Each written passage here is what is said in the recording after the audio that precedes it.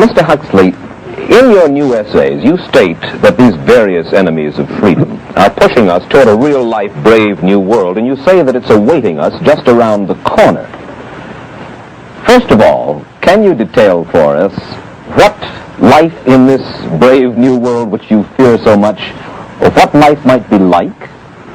Well, to start with, I think this kind of the dictatorship of the future, I think will be very unlike the dictatorships which we've been familiar with in the immediate past.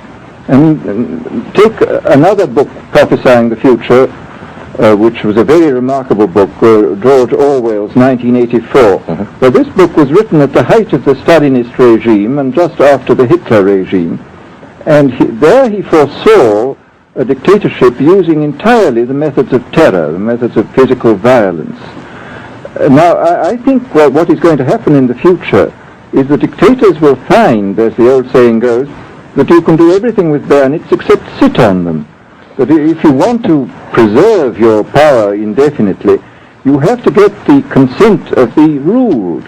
And this they will do partly by drugs, as I foresaw in Brave New World, partly by these new techniques of propaganda. They will do it by bypassing the sort of rational side of man and appealing to his subconscious and his deeper emotions and his physiology even, and so making him actually love his slavery. I mean, I think this is the danger, that actually people may be in some ways happy under the new regime, but they will be happy in a situation where they oughtn't to be happy. But let me ask you this. You're talking about a world that could take place within the confines of a totalitarian state. Let's become more immediate, more urgent about it. We believe, anyway, that we live in a democracy here in the United States. Do you believe that this brave new world that you talk about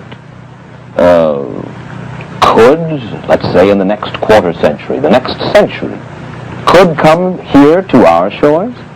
I think it could. I mean, that's why I feel it's so extremely important here and now to start thinking about these problems, not to let ourselves be taken by surprise by the new advances in technology. I mean, for example, in regard to the use of the drugs, we know there's enough evidence now for us to be able, on the basis of this evidence and using a certain amount of creative imagination, to foresee the kind of uses which could be made by people of bad will with these things, and to attempt to forestall this. And in the same way, I think with these other methods of propaganda, we can foresee and we can do a good deal to forestall. I mean, after all, the price of freedom is eternal vigilance.